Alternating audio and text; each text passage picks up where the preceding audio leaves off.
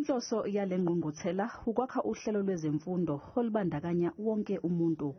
Kule ngqungquthela yiphini likaMengameli wezwe lizwakalise ukukhathazeka ngokuthi iNingizimu Afrika kanye nomhlaba ubhekene nenkinga yokwentuleka kothisha.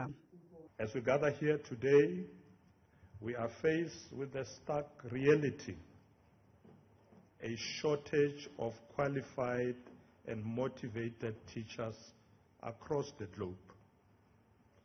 This shortage not only jeopardizes the quality of education, but also undermines our collective efforts to achieve the SDG 4 goal.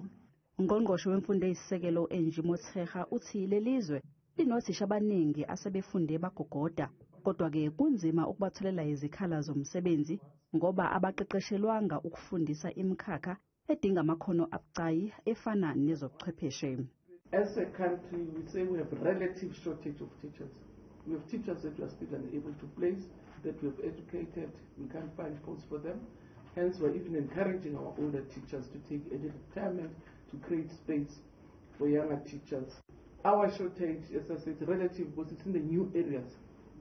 Your robotics, your coding, that's where, and again, that's where we want to gain more from international experience.